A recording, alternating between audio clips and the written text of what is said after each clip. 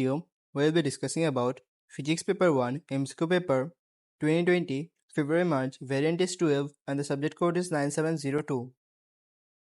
Question number 1. The table shows some measurable quantities which row gives the correct order of magnitude of the measurable quantity in the stated unit. So, mass is kg, then thickness is meter, weight is Newton, and temperature in Kelvin. Okay. So mass of the coin is 10 to the power negative 4 kg. That is approximately 0.1 gram. So 0.1 gram is very much less for the mass of a coin. That's why this is wrong. The mass of a coin should be approximately 5 to 10 gram. 5 to 10 gram. Then in part B, thickness of a sheet of paper.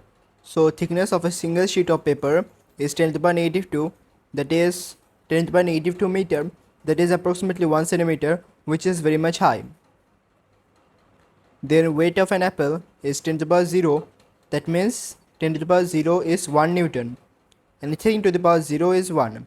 So 1 Newton, so weight is equal to mass into gravitational field strength. So mass is equal to weight by gravitational field strength. So the mass comes to be 0.1 kg, that is 100 gram. So 100 gram is the perfect weight for the apple. So the answer is C.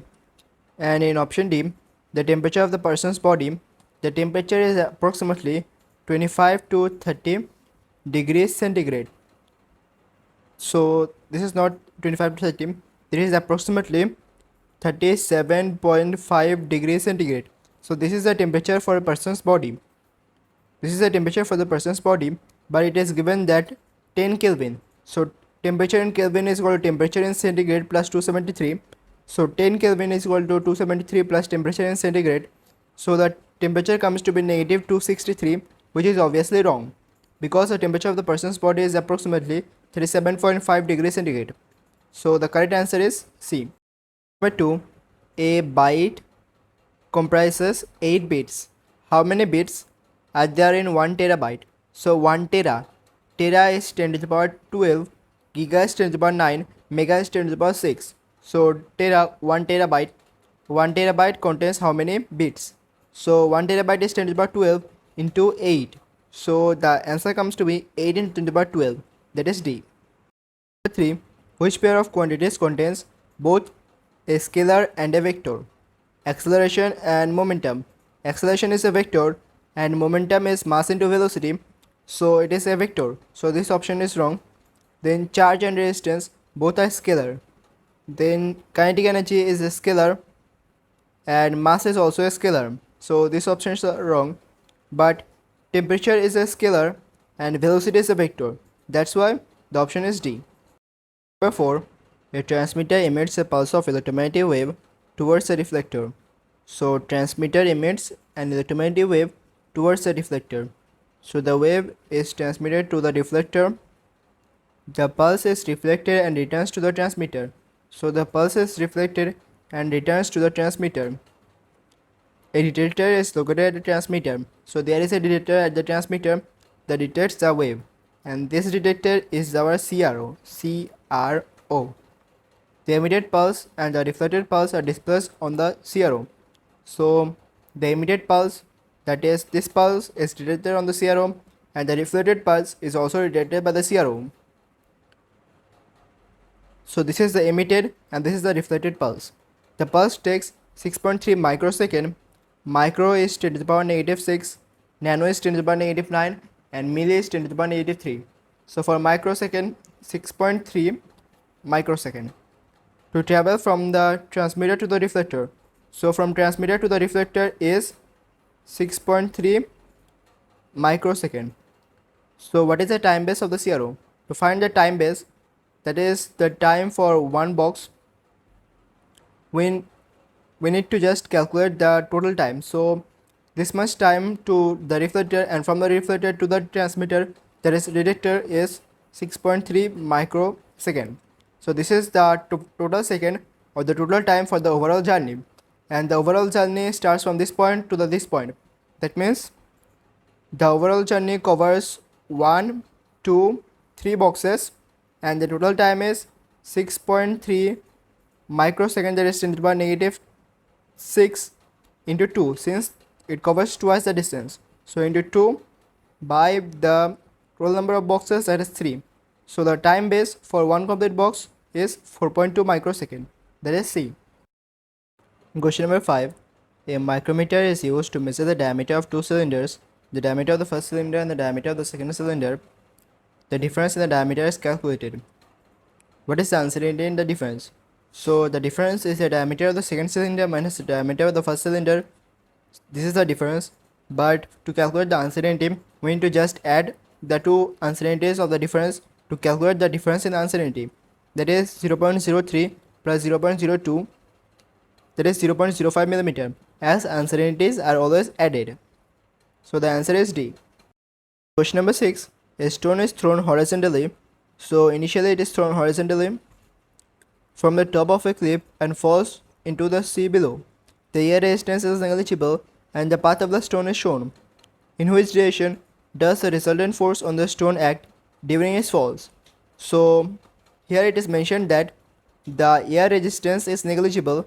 So the air resistance is negligible, that means there is no air resistance, that means there is no upward force. Since there is no upward force, so the only force acting on the stone is its weight, that is W. And we know that the resultant force, that is the weight, is equal to mass into gravitational field strength.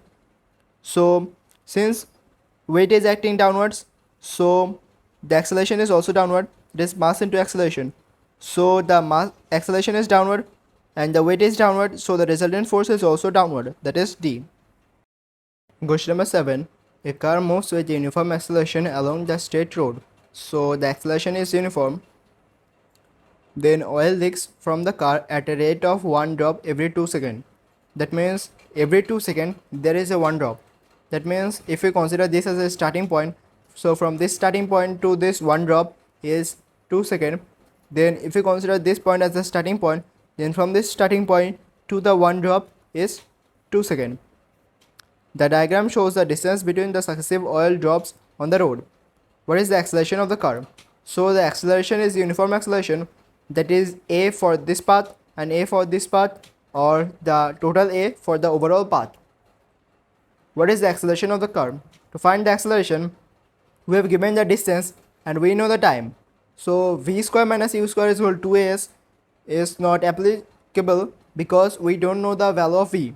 But we know the distance and we know the time, so s is equal to ut plus half at square, where we know the value of distance, we know the value of time, and we need to find acceleration, and we also need to find u, but we actually don't need this in this question, so you can just calculate it if you want. So s for the first instant, that is from this point to this point. So the distance from this point to this point is 9 meters. So 9 s is equal to ut plus half at square, half a t square. So the time is 2 seconds and plus ut. So we don't know the value of u. So this is the first expression, that is this expression. Then s is equal to ut plus half at square, and then we consider the total distance. That is the total distance is 21 meter, half at square. So the total time is 2 seconds plus 2 seconds, that is 4 square. Since the time is 4, that is 2 plus 2, 4 seconds, plus ut, where the u is the initial speed for both of this expression. So u is the initial speed for both of this expression. So this is the second expression, and if we just solve it simultaneously, we get the acceleration as 0.75, that is option A. Question number 8. A person of mass 60 kg stands on accurate bathroom scales placed on the floor of the elevator which operates in a tall building. At the certain instant, the bathroom scales reads this much value, that is 58 kg. Which rope could give the person's direction of movement and the type of motion?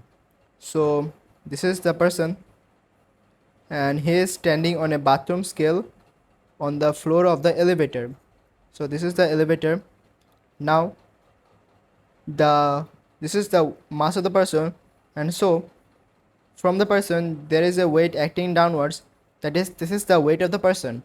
So the weight of the person is 60 g, where g is the gravitational field strength, weight is acting downward, and this reading, that is the reading on the bathroom scale is the upward force on the person.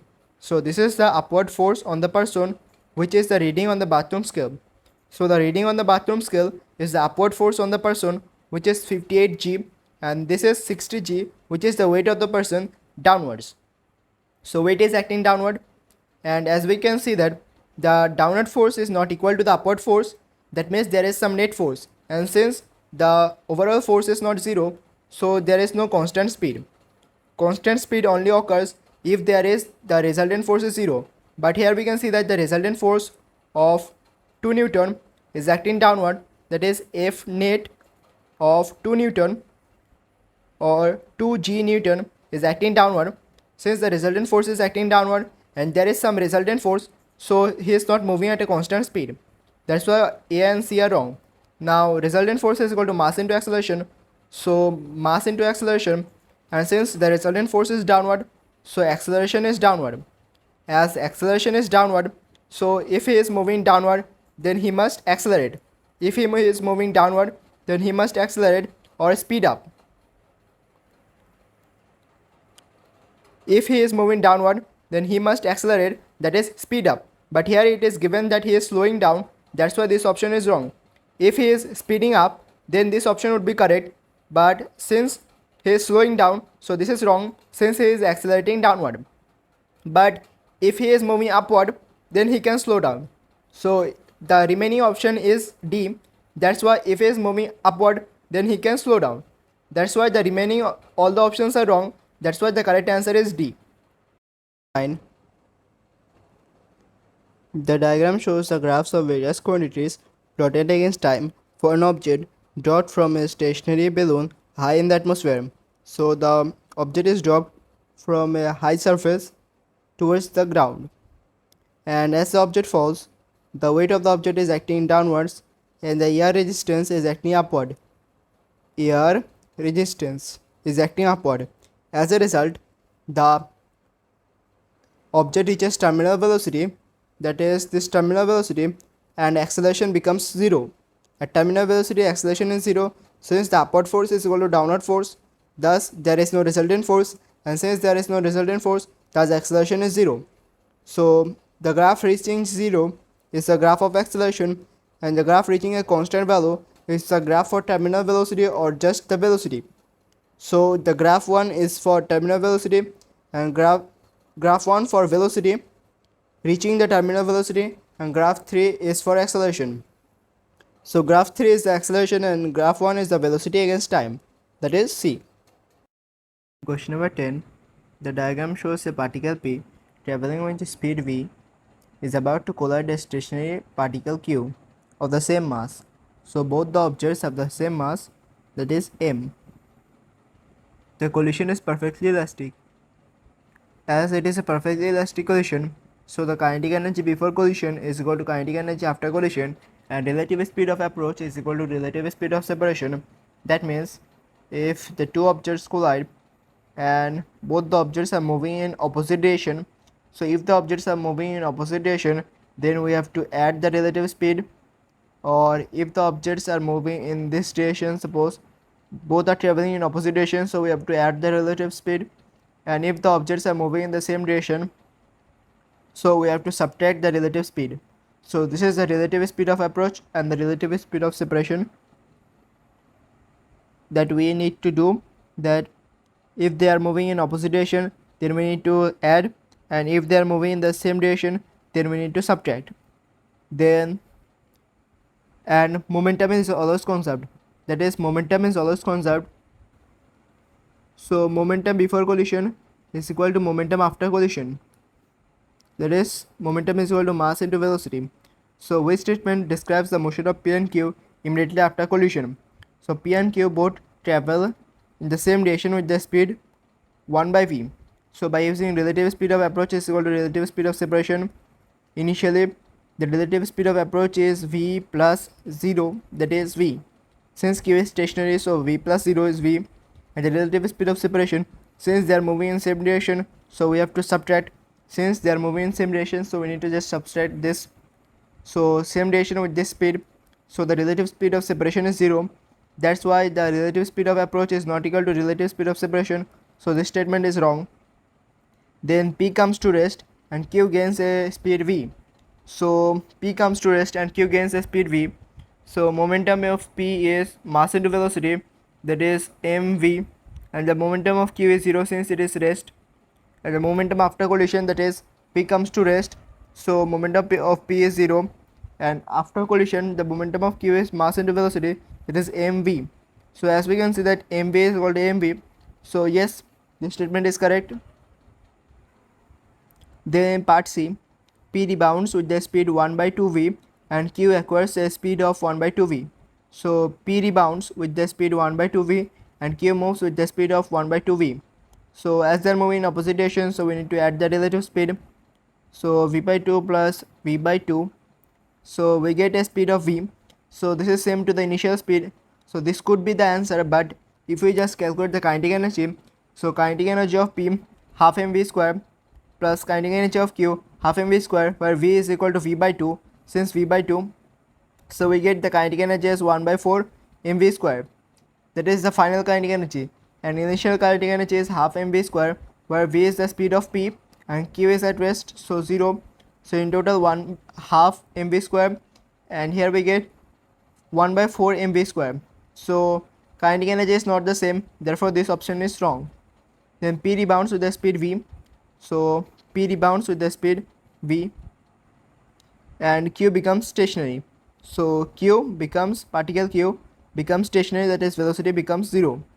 So by using momentum, so momentum before collision is mass into velocity, that is mass into velocity, and Q is at rest, so momentum before collision is mass into velocity, and momentum after collision, and we consider the velocity towards the right as positive, and after collision P rebounds, so P rebounds and Q remains stationary. So as P rebounds, so its velocity becomes negative, so mass into negative velocity. As we can see that momentum after collision is not same as the momentum before collision, since there is a plus sign while there is a minus sign at the final answer, so this option is also wrong. So the correct statement is B. In question number 11, a particle is in a uniform field. The particle experiences a force in the opposite direction to the field. In which type of field is the particle, and on which property of the particle is the field acting?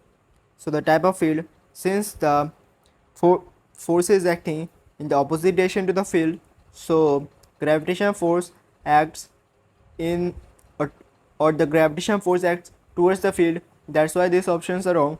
So as the force is acting opposite direction to the field, so it is electric field, and the force is acting on the charge. So the option is 12. A uniform rod of weight 20 Newton and of length 2 meter is acted upon by two vertical forces as shown. What are the resultant force acting on the rod and the resultant moment about the center of gravity of the rod? So what is the resultant force? So first of all, weight is acting at the center, that is 20 Newton, and what is the resultant force? Resultant force is equal to upward force minus downward force. Upward force is 15 plus 5, that is 20, and the downward force is also 20, therefore the resultant force is 0. And what is the resultant moment? Resultant moment is equal to force into distance, perpendicular distance from the pivot to the line of action of force. So and we have to consider the resultant moment about the center of gravity of the rod. So the resultant moment about the center of gravity of the rod, that is the center. So the perpendicular distance of this force from the center is 0, therefore the resultant moment for this force is 0. And for the clockwise and anticlockwise moment, so this force is acting in this direction, this is anticlockwise moment and this is clockwise moment. So clockwise moment is equal to anticlockwise moment, so force into distance about the center, so the distance is 1 meter and this distance is 1 meter, in total the total distance is 2 meter.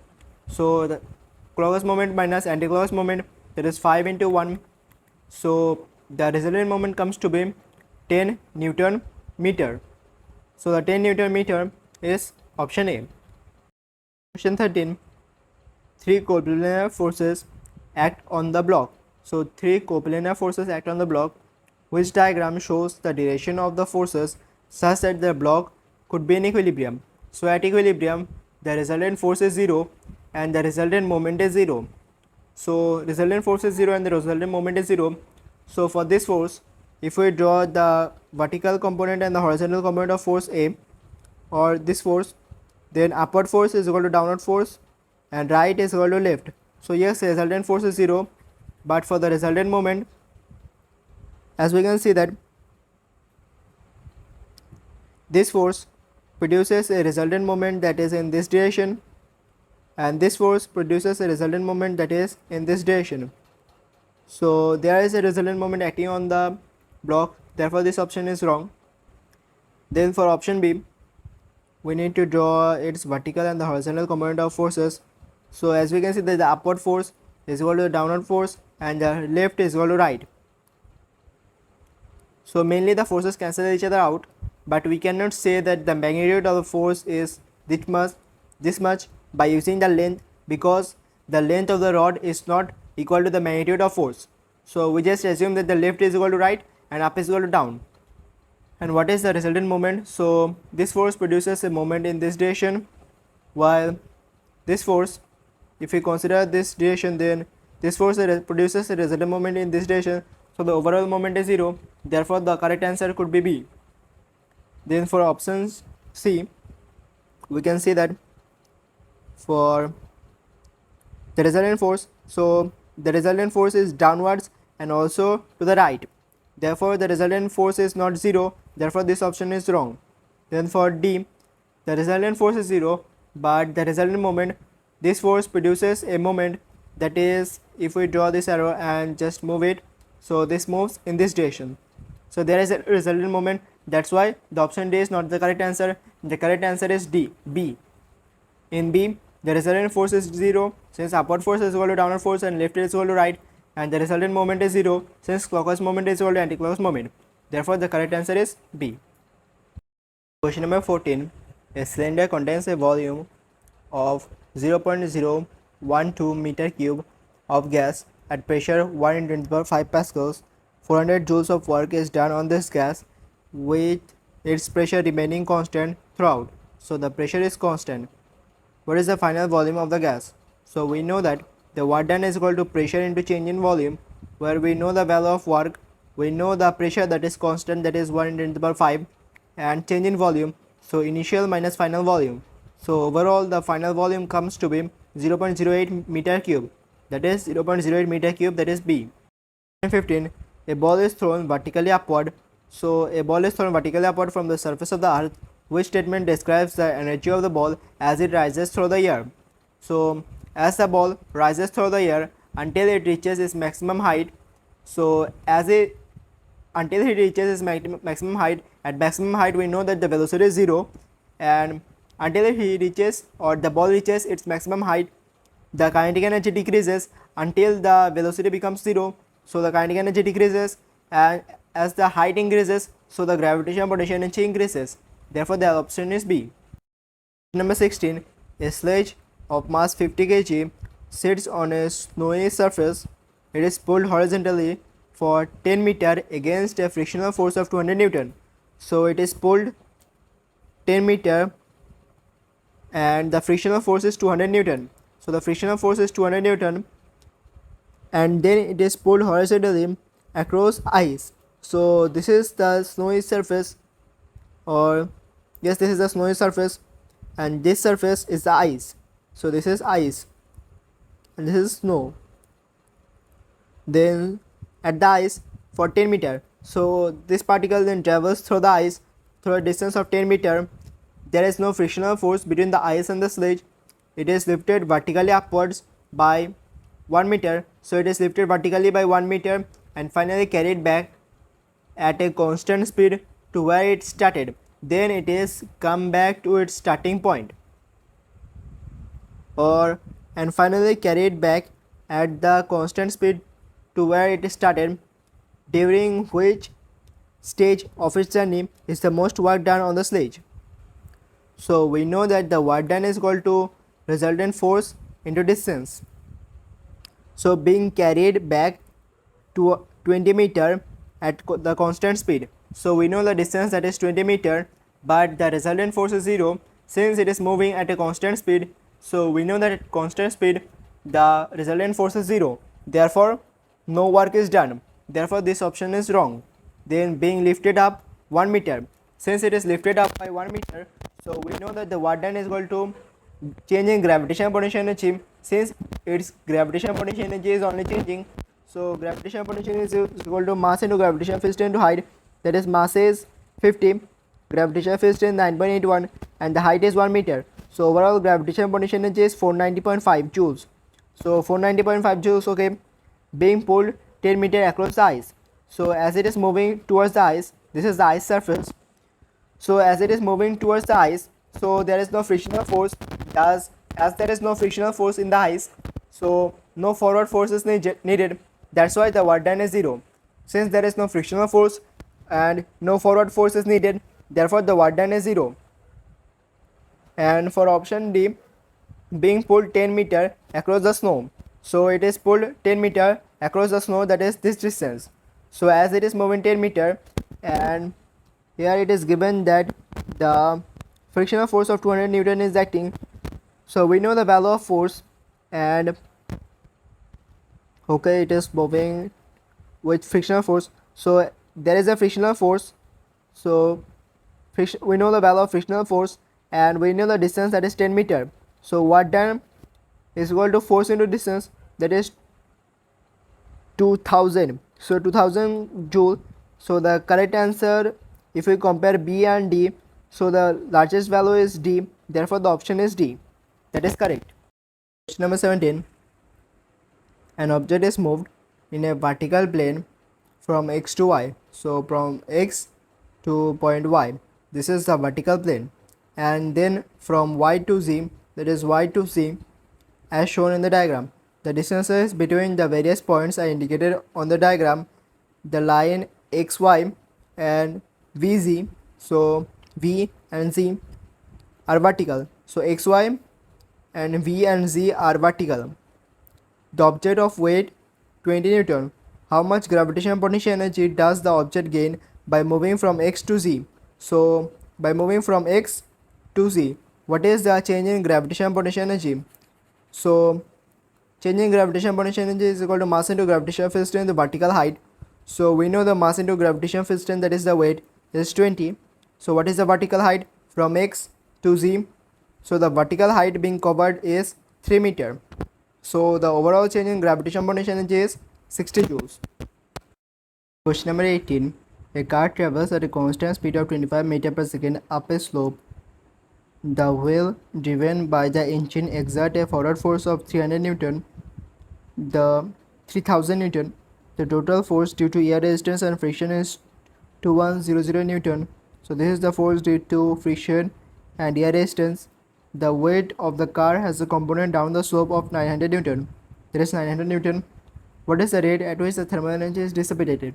So rate of thermal energy, or thermal energy per unit time. So the rate at which thermal energy or thermal energy per unit time is the power. So thermal energy per unit time is the power against the thermal energy. So the thermal against the thermal energy. So what is the thermal energy or the resistive force? So the resistive force is air resistance and friction, that is this force. So that is 2100 Newton. So the force, the thermal energy per unit time or the power against the resistive force. So the resistive force is 2100 Newton and the speed is 25 meter per second. So the power comes to be 5.25 or approximately 5.3 in 10 to the power 4 watt, that is C. Question number 19. A composite rod is made by attaching a glass reinforced plastic rod and nylon rod end to end as shown. The rods have the same cross-sectional area and each rod is 1 meter in length. The Young modulus of the plastic is 40 gigapascal. So the Young modulus for the plastic is 40 gigapascal. This is the Young modulus for plastic, and the Young modulus for nylon is 2 gigapascal, that is 2 gigapascal. The composite rod will break when the total extension reaches 3 mm. So when the total extension reaches 3 mm, the overall rod breaks. And what is the total extension? Total extension is the extension of the first rod plus extension of the second rod. That is x1 plus x2 is the total extension So when the total extension is 3 millimeter, that is 10 to the power negative 3 meter, the rod breaks. So this is the expression for the total extension, that is x1 plus x2. Now we need to find what is the greatest tensile stress. So we need to find the greatest tensile stress that can be applied to the composite wire before it breaks. So what is the total stress or the greatest tensile stress? What is the greatest tensile stress? To find the stress, we know the total extension, so we need to find the first extension expression and the second extension expression. So first of all, we know that Young modulus is equal to stress by strain, and we need to find the value of stress. So we need to find the value of stress. We know the value of Young modulus, but what is strain? Strain is the extension by original length, and we know the value of original length. So strain is the extension by original length, and we know the original length, but we don't know the extension of a single wire. That's why we need to make the extension becomes a subject of formula and substitute this in this expression. So for the extension of the first wire, that is strain is equal to stress by Young modulus. Strain is equal to stress by Young modulus, that is 40 gigapascal and 2 gigapascal, where giga is 10 to the power 9. So 40 into 10 to the power 9 and 2 into 10 to the power 9. So this is the expression for the strain, and we know the strain is equal to extension by original length, where we know the original length is 1 meter. So the original length is 1, that means x by 1, that is x. So x1 is equal to this expression and x2 is equal to this expression. So we substitute both the expression equations or the extension expressions in the total extension expression. That is, the total extension is 3 millimeter.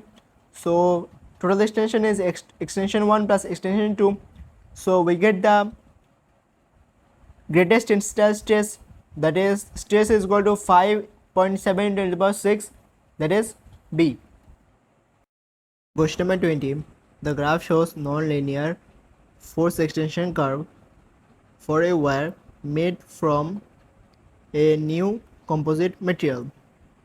What is the best estimate? So we need to just estimate, not a true value, of the work done in stretching the wire to point P. So work done or the elastic potential energy is the area under the force extension graph, where force is directly proportional to extension. So force is directly proportional to extension, that means the graph should have to be a straight line. So the graph should have to be a straight line, that is the work done is or the gain in elastic potential energy is equal to half fx or half k x square. So we know that the work done or the gain in elastic potential energy is equal to half fx or half kx square, where we know the value of force, that is 100, and the extension is 2 millimeters. So we need to convert this to meter into half. So this is the area under the graph, and this area is only applicable when it is a straight line, but since it is a curve, so the value should be above this given value. So this is, if it is a straight line, then this answer should be true, but since there is some area that is above this line, that's why the answer is C. That is the closest estimate, and we need to just estimate. In question number 21, a wave of frequency 15 Hz travels at 24 meter per second through a medium. What is the phase difference between 2 points that are 2 meter apart? So we need to find the phase difference. So first of all, to find the phase difference, what is wavelength? So V is equal to f lambda, lambda is equal to V by f. So this is the wavelength, that is 1.6 meter. So we know the value of wavelength, and the phase difference is the path difference or the difference between the path, that is difference between the 2 points is 2 meter.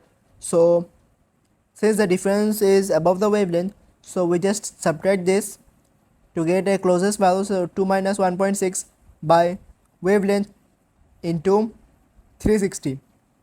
So we get the phase difference, that is 90 degree. So 90 degree is 1/4 of a cycle or 1/4 of 360 degree. That's why the answer is B. Or if you just want, then instead of just subtracting, you can calculate the value as given, that is the path difference, that is the difference between the path between the 2 points, that is 2 meter, by wavelength into 360 degree. So we get an answer that is 450 degree, which is greater than 360 degree. So we have to subtract this value from 360 degree and we get the final answer as 90 degree. So 90 degree is 1/4 of a cycle, that is 1/4 of 360 degree. That's why it is a quarter of a cycle. The answer is B. Number 22. Which row describes a longitudinal wave and a medium through which it can travel? So longitudinal waves, the duration of oscillation of the medium compared with the duration of the propagation of the wave. So since it is a longitudinal wave, so the medium vibrates parallel to the duration of propagation of wave, and since it is a longitudinal wave, so if you consider a longitudinal wave, that is a sound wave, so it must need a medium, that is air, to travel.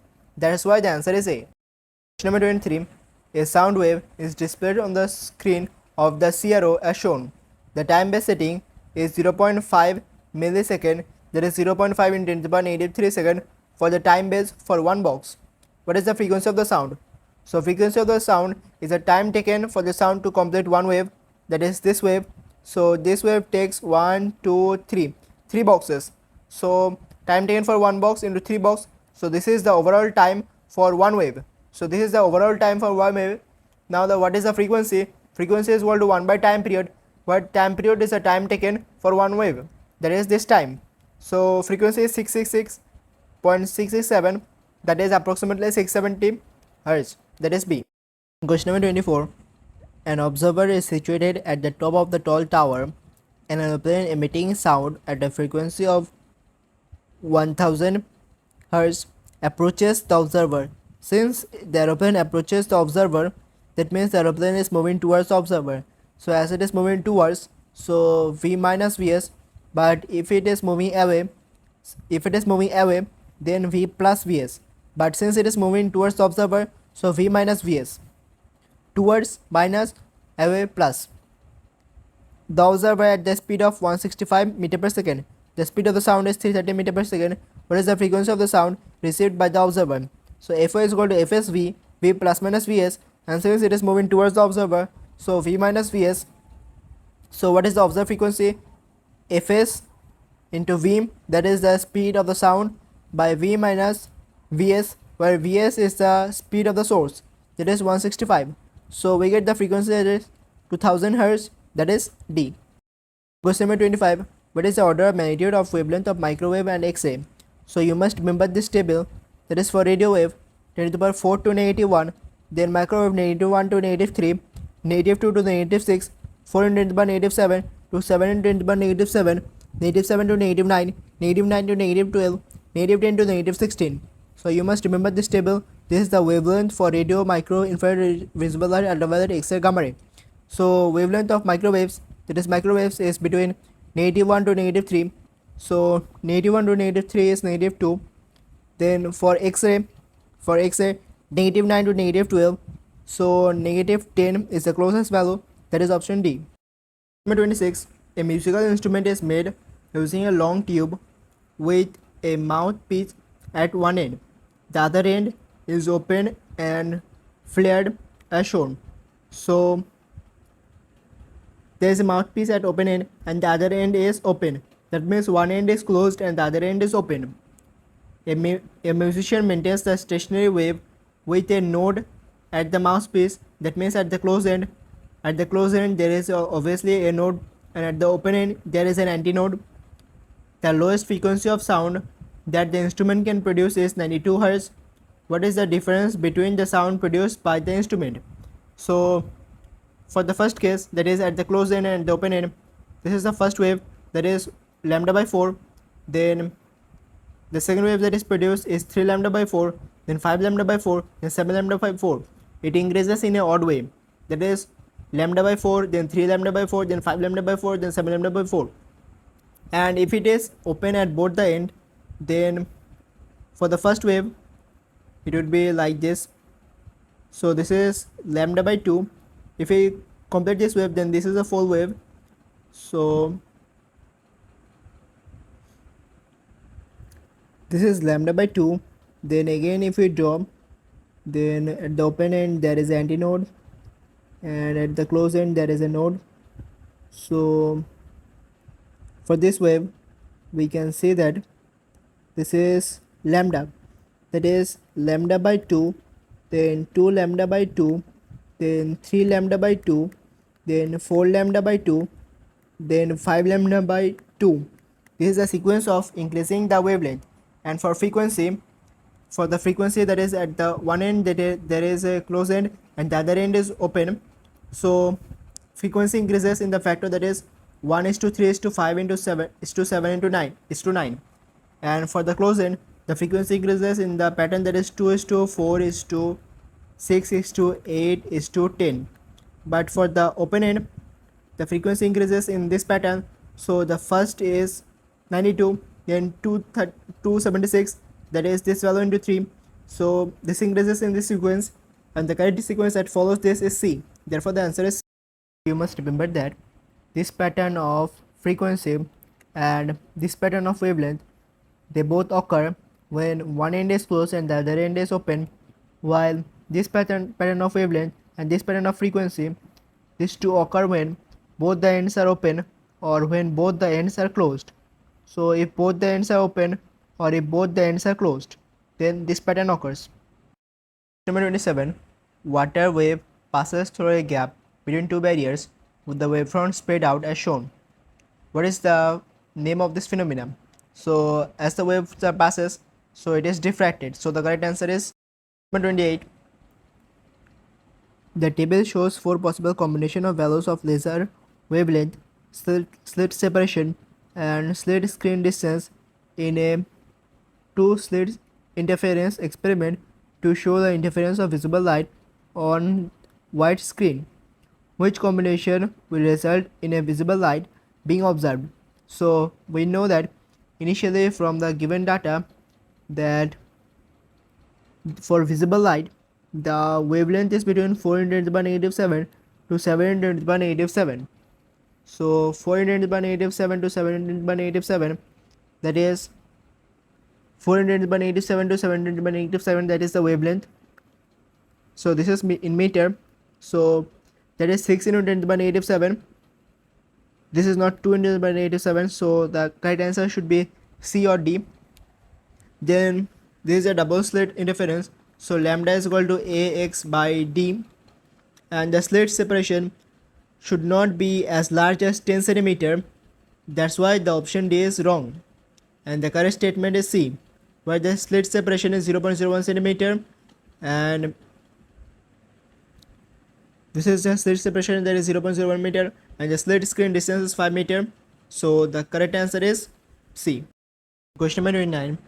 Light of wavelength lambda is incident normally on the diffraction grating as shown. The angle between the second order maxima is this angle. Which expression gives the spacing of lines on the diffraction grating? So d sin theta is equal to n lambda, and the spacing of lines on the grating is d. So we need to find an expression for d. So d is equal to n lambda by sin theta, but this is the second order maxima, so n is 2, and this second order maxima is from the initial line, that is the initial dotted line. So this is the second order maxima from the initial line, so n lambda, that is 2 lambda, and what is the value of theta? Since the angle is half, so the value of angle is theta by 2, so sin theta by 2, so d comes to be 2 lambda by sin theta by 2, that is option D, 2 lambda by sin theta by 2. Question number 30 is related to electric field, which is not in our syllabus, so we just avoid this question. Then question number 31 is also related to electric field. Then in question number 32, electrons move in vacuum from one metal plate to another metal plate. As a result of this, there is an electric current of 48 microampere. So micro is 10 to the power -6, micro is 10 to the power -6, and nano is 10 to the power -9, and milli is 10 to the power -3. So the current is 48 and 10 to the power -6 ampere between the two plates. How many electrons are emitted by the first plate in the time 5 minutes? So charge is equal to current into time. So current in ampere and the time in second. that is 5 into 60 second. So this is the charge, that is Q, and we know that charge, that is Q, is equal to n e, where n is the number of electrons and e is the charge of electron, that is 1.6 into 10 to the power minus 19 coulomb. So where you can get the value of E at the information that is given in the question paper. So n is equal to Q by E. So we get the value of n, that is a number of electrons. How many electrons? That is the number of electrons emitted is 9 10 to the power 16. Question number 33. A battery is connected to 3 resistors of resistance 12 ohm, 6 ohm and 2 ohm as shown. So 12, 6 and 2 ohm as shown.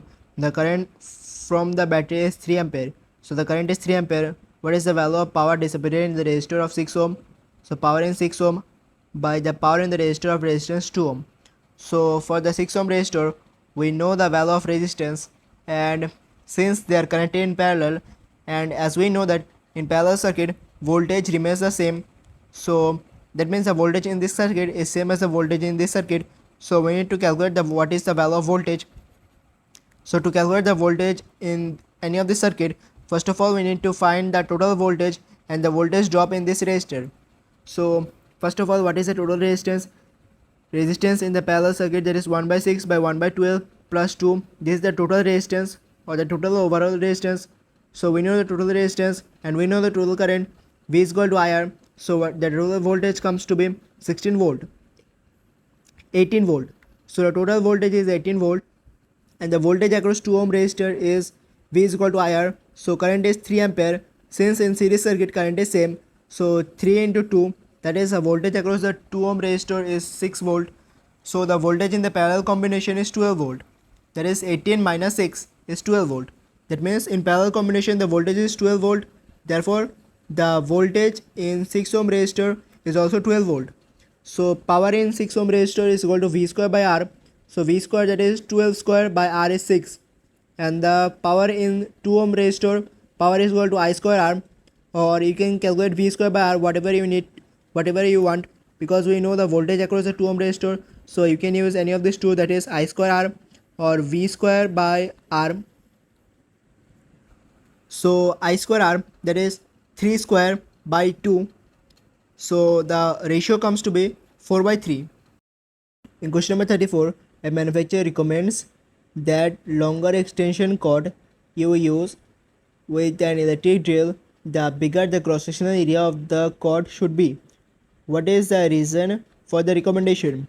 So resistance, they are all given about the resistance. So resistance is equal to resistivity into length by cross-sectional area, where resistance is directly proportional to length and inversely proportional to cross-sectional area. That's why the option is D. Question number 35. Two batteries are connected together as shown. Battery 1 has an EMF of 12 volt and a internal resistance of 0.3 ohm. Similarly, battery 2 has an EMF of 9 volt and a resistance of 0.1 ohm. What are the EMF and the internal resistance of a single battery that has the same effect as the combination? So what is the total voltage of this total combination? So what is the total voltage and the total resistance of this combination? So total resistance is 0.3 plus 0.1, that is 0.4 ohm, that is B or D. Then what is the total voltage? Since this battery is connected in this way, while this battery is connected in the opposite way, so we need to subtract the voltage. So after subtracting we get a voltage, that is 3 volt. So the correct answer is B. In question number 36, the diagram shows a circuit. What is the reading on the voltmeter? So to find the reading on the voltmeter, that is the reading of voltage across this resistor. So what is the voltage across this resistor? First of all, since it is a series circuit, so in series circuit current remains the same. So if we calculate the current, then it would be helpful. That is current is equal to voltage by resistance. So voltage, the total voltage is 6 volt and the total overall resistance is 2 plus 0.1. So the total current is 2.85 ampere. So we know the current, that is the current in the series circuit. So current remains the same in the series circuit. So voltage is equal to, that is voltage across this voltmeter is equal to IR. So we know the value of current and the resistance is 2 ohm. So the voltage is 5.71, that is 5.7, that is answer B. In question number 37, in the circuits shown, the cell has negligible internal resistance, which diagram shows a potential divider circuit that can vary potential differences across the lamp. So that can vary potential difference across the lamp. As we can see that the lamp is fixed, so it does not vary the potential difference across the lamp. And if we see this circuit, then this is a short circuit that does not pass through this variable resistor, and there is no change in voltage across the lamp, therefore this is wrong. While in option C, as we can see that as we move the contact, we can vary the potential difference across the lamp, therefore the correct answer is C, because we need to vary the potential difference across the lamp. So by changing the contact, we can vary the potential difference across the lamp, therefore the answer is C. And for option D, there is a short circuit in this path, or this is not the short circuit, this is actually varying the potential difference across the fixed resistor, not across the lamp, therefore this option is wrong. So the correct answer is C. Question number 38. Two alpha particles have the same kinetic energy and moving towards and are then deflated by a gold nucleus.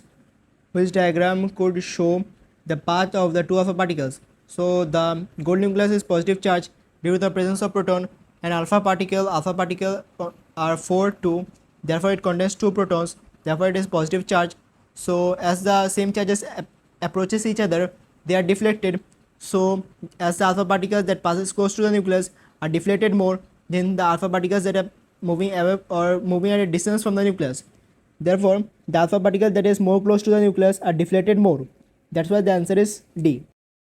In question number 39, the equation represents the decay of nucleus X to nucleus Y. What are particles P and Q? So Z, then Z minus Y, Z minus 1. So Z minus 1, that means the proton number decreases by 1. Since the proton number decreases by 1, that means proton changes to a neutron, beta plus particle and a neutrino. Beta plus particle neutrino and beta minus particle antineutrino.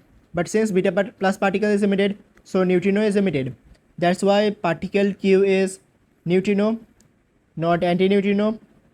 And since proton number decreases by 1, so proton changes to a neutron and beta plus particle is emitted, so beta plus and neutrino. That's why the option is D. 40. Which row gives the correct type and the quark combination of the named particle? So neutron and proton both are hadron, and proton is made up of up and down quark, while neutron is made up of up down quark. This is not up down, so the option A is wrong and the correct statement is C.